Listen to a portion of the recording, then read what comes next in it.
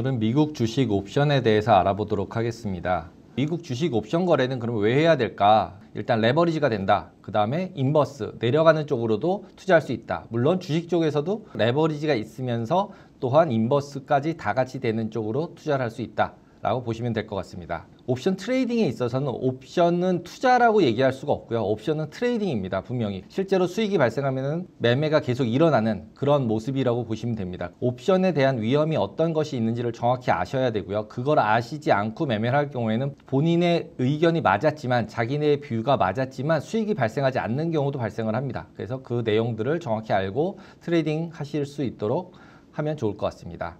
그러면 주식하고 주식 옵션하고의 차이를 한번 알아보도록 하겠습니다. 첫 번째, 주식 거래는 주주가 되는 것입니다. 주식을 매수하면서 회사의 주권을 보유하게 되고 그러면 의결권도 있고 배당도 받고 이런 형태가 됩니다. 그리고 주가가 상승하면 상승한 만큼 떨어진 만큼 평가 손익이 발생하고 그거를 매도하게 됐을 때는 실현 손익이 발생을 하게 됩니다.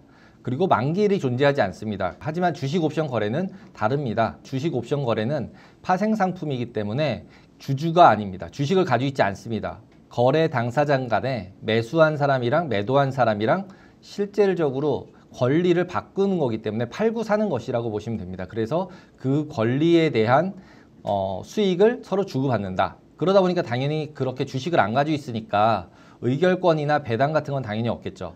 그리고 옵션은 비선형 거래가 됩니다. 뒤에서 페이오프 손익 구조를 보면서 설명을 다시 드리겠지만 비선형이라는 얘기는 뭐냐면 올라간 만큼 올라가고 내려간 만큼 내려가지가 않는다는 얘기입니다. 내려갈 때는 덜 내려가고 올라갈 때는 더 올라가고 이런 식으로 상승 하락이 비율이 다릅니다. 그리고 제일 중요한 것은 만기가 있다는 것입니다. 만기가 있다는 얘기는 뭐냐면 그 날짜가 되면 이 옵션 거래는 그냥 없어집니다. 없어진다는 얘기는 권리가 있다면 권리가 저절로 행사가 돼서 손익이 발생해서 그냥 없어지는 것이고 그 다음에 권리를 계산을 했을 때 손익이 없다면 그냥 0으로 끝나는 것입니다. 처음에 자기가 투자를 했던 옵션 프리미엄만큼 그냥 다 없어지고 손실이 나고 끝난다는 얘기입니다. 그러면은 주식 옵션 거래를 하는 데 있어서 꼭 알아야 할 기초적인 사항만 알아보도록 하겠습니다. 일단 옵션이라는 단어는 우리가 실생활에서 자동차 보험으로 한번 생각을 해보시면 좋을 것 같습니다. 자동차 보험을 가입했다가 사고가 나지 않으면 보험료 낸 돈이 다 없어지죠. 그리고 사고가 나면 사고 발생된 그 계약 요건에 따라서 보험료보다 훨씬 더 많은 보상을 받게 됩니다. 그러면은 그 보험료를 받게 되는 이유들, 조건들이 계약 조건이잖아요. 그리고 권리라는 것들이 있잖아요. 내가 이렇게 해서 자동차가 망가지면 얼마를 주고 얼마를 받겠다. 이런 권리의 성격들이 존재하고 그 다음에 내 자동차가 어떤 A라는 차면은 그 대상, 자동차 대상이 존재하잖아요. 그리고 그 보험 같은 경우는 만기일이 존재하잖아요. 1년 동안에 발생을 해야 되고 1년마다 다시 보험을 가입해야 되잖아요. 그래서 이 조건들이 옵션이라는 것에 다 들어가 있다라고 보시면 되고요. 그리고 보험료라고 한국에서는 얘기를 하지만 외국에서는 그 보험료를 프리미엄이라고 얘기를 합니다. 그래서 여기 옵션에서도 마찬가지로 프리미엄이라고 부릅니다. 자동차 보험과 마찬가지로 어떤 권리에 대한 그 권리금이라고 보실 수도 있습니다. 그래서 그 계약을 할 때는 뭐를 제일 체크를 해야 되나 하면 거래 대상, 이게 테슬라냐, 애플이냐, 아마존이냐, 엔비디아의 주가에 따라 변동이 되는 것인지 어떤 기초자산에 따라서 되는 것인지를 미리 정하시고 아셔야 되고요. 그 다음에 권리의 성격은 팔 수 있는 권리와 살 수 있는 권리 두 가지로 나눠져 있습니다. 그래서 얼마에 팔래, 얼마에 살래 이 두 가지 조건에 맞춰져서 권리를 정해야 되고요. 그 다음에 계약 조건은 얼마에라는 단어가 있잖아요. 사긴 사는데 얼마에 살래. 그게 계약 조건의 행사 가격이라고 부릅니다. 제일 앞에서부터 말씀드렸던 계약 종료일, 만기일이 있습니다. 그래서 보험 만기일이 있는 것처럼 그 만기일을 굉장히 주의하셔야 되고 만기일 전에 그 옵션 거래를 정리를 하시던가 아니면 만기일에 강제로 청산이 됩니다. 이 부분에 대해서도 다시 한번 말씀드리도록 하겠습니다. 콜옵션은 살 수 있는 권리를 갖다 사는 거라고 그랬죠. 그래서 그 가격을 우리는 프리미엄이라고 부른다. 그래서 보험이랑 비슷하다라고 보시면 되고요. 풋옵션은 팔 수 있는 권리를 사는 거다. 라고 보시면 돼요. 그래서 당연히 콜옵션은 낮은 가격에 사면 좋은 거니까 현재 가격보다 낮은 가격에서 행사 가격을 가진 옵션은 무슨 가격이라고 말씀을 드렸나요? 내 가격이라고 말씀드렸죠. 내재 가치가 있는 거 밑에 보시면 인더머니, ITM 이렇게 써놨잖아요. 내 가격 옵션이라는 게 결국은 내재 가치가 있는 옵션을 내 가격 옵션이라고 부르는구나. 그리고 외가격, 아웃 오브 머니 옵션이라고 불리우는 OTM이라고 불러요. 외가격 옵션. 이 가격은 내재 가치가 없구나. 그리고 등가격. 그럼 현재 가격이랑 옵션 행사 가격이랑 같은 옵션은 등가격이라고 불러요. at the money. 그래서 이렇게 세 가지 형태라고 이름을 불리우는구나 라고 이해를 하시고 기억을 하시고요.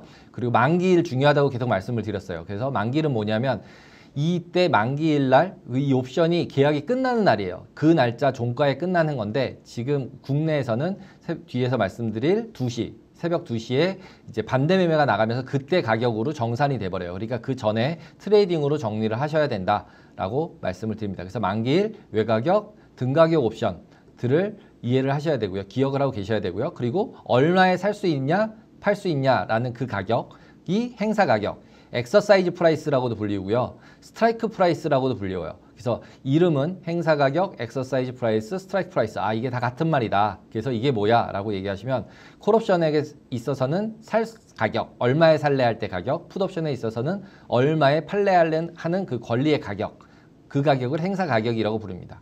그리고 이때 이런 지금까지 얘기했던 이런 권리나 권한, 계약이잖아요. 그럼 그 계약의 가격을 뭐라고 불리우냐면 프리미엄이라고 부른다 라고 보시면 됩니다. 그리고 앞에서 계속 여러 번 말씀드렸지만 시간 가치와 내재 가치가 있다. 시간 가치는 행사 가격하고 현재 가격하고 차이를 가지고 수익이 나는 쪽의 가치를 내재 가치라고 하고, 반대쪽으로 가서 수익이 내재 가치가 없는 것들은 시간 가치만 존재한다. 그래서 내재 가치가 없는 것들은 무슨 가격 옵션일까요? 외가격 옵션이겠죠. 그리고 내재 가치가 있는 옵션들은 내가격 옵션이고, 그 다음에 내재 가치가 0인 똑같은 등가격, 현재가랑 똑같은 상태라면 등가격 옵션이다. 이렇게 보시면 됩니다.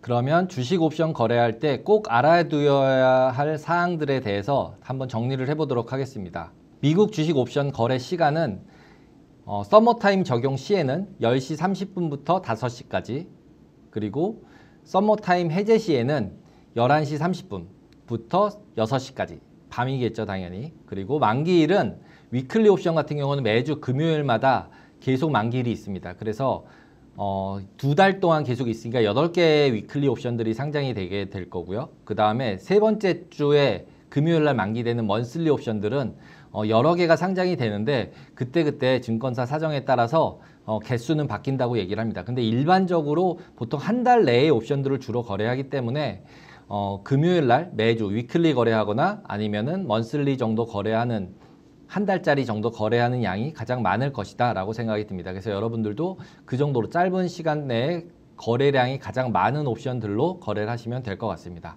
그리고 거래 사이즈는 한 계약당 주식 100주입니다. 그래서 옵션 한 계약을 매수를 하고 프리미엄을 내면은 주식 100주에 해당하는 정도의 위험도를 가질 수 있다라고 보시면 될 것 같아요. 하지만 아까도 앞에서 말씀드렸듯이 주식 100주에 대한 리스크를 갖지만 실질적으로 필요한 돈은 100주를 사는 금액보다는 굉장히 적을 수 있어요. 행사 가격을 바꿈에 따라서 레버리지도 2배, 3배, 4배, 5배 뭐 이렇게 증가할 수 있다라고 보시면 됩니다. 그리고 미국 주식 옵션 같은 경우는 매수만 됩니다. 이것도 꼭 기억을 하셔야 돼요. 대체적으로 미국에서는 콜옵션을 매도하는 전략들이 굉장히 많아요. 주식을 들고 콜옵션을 매도하는 형태의 전략들이 많은데 국내에서는 아직은 옵션은 매수만 됩니다. 그래서 방향성을 정하시고 레버리지를 정하시고 행사가격을 정하고 만기를 정해서 옵션을 아래로 내려갈 것 같다 라고 하면 풋옵션, 올라갈 것 같다 하면은 콜옵션을 매수한다고 보시면 됩니다. 그리고 권리 행사에 있어서는 아까 전에 살 권리, 팔 권리라고 말씀을 드렸잖아요. 그래서 살게, 팔게 라는 것을 말하는 걸 행사라고 불러요. 엑서사이즈라고 부르고요. 그래서 권리를 행사를 실물 인수도를 할 경우에는 받을 수가 있을 수도 있지만 줘야 될 수도 있고 받을 수도 있죠. 콜옵션과 풋옵션 차이에 따라서. 하지만 국내에서는 실물 인수도가 없습니다.